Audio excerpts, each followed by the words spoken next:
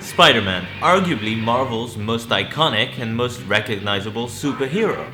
Created by Stan Lee and Steve Ditko, Spidey's been around a while in comics, of course, but also television, in cartoon form or live action. Hell, there was even a Spider-Man stage musical years ago, with songs written by Bono and The Edge. First up, the simply titled Spider-Man from 2002.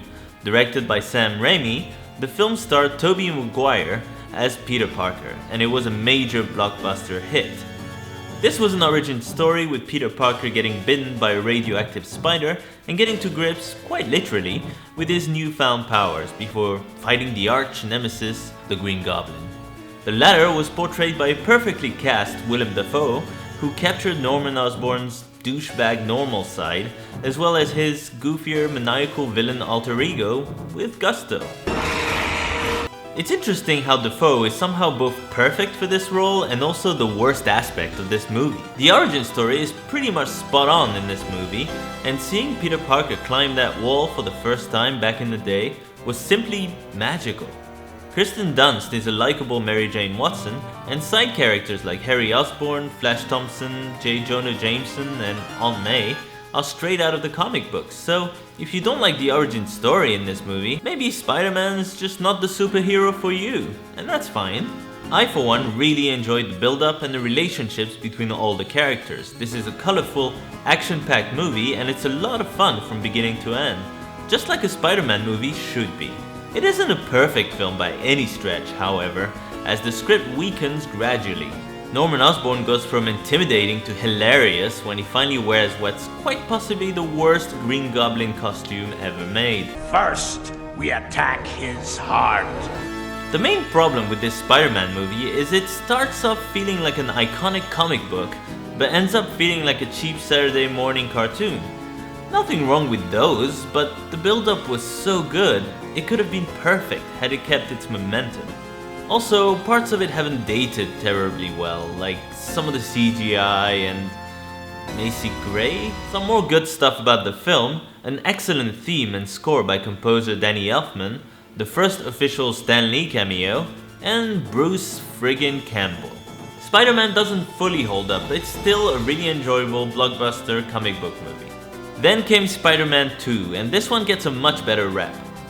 Its intense posters and epic trailers promised relentless action, an actually intimidating new villain, and more challenges for Spidey to deal with. You've got another amusing Bruce Campbell cameo, a scene where Peter Parker decides not to use his powers that's straight out of a Naked Gun movie.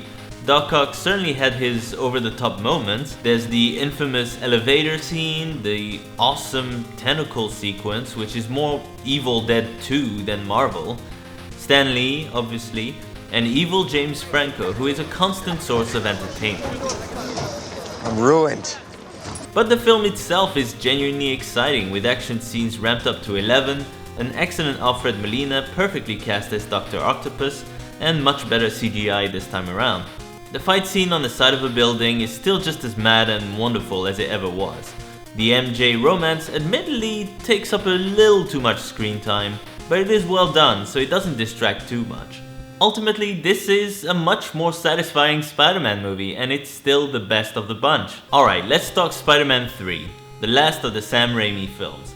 This one may have done well at the box office, but it was panned by pretty much everyone who saw it, and it remains the black sheep of the franchise. But people blame the villain Overload as Venom, Sandman, and James Franco Goblin Jr., whatever his name is, battle for screen time.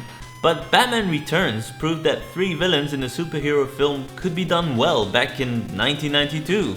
Hell, even Batman the movie from 1968 did that, so that's not really the reason, even if studio interference was undoubtedly a factor. Ironically, it's Venom, the studio's pick for villain, who comes out of it with some form of dignity. The Sandman, played by Thomas Hayden Church, is a poorly done villain, and the film itself doesn't know what to do with him by the end, so he just turns into the Stay Puft Marshmallow Man. And what on earth is this scene? It looks awful, like they just gave up rendering it.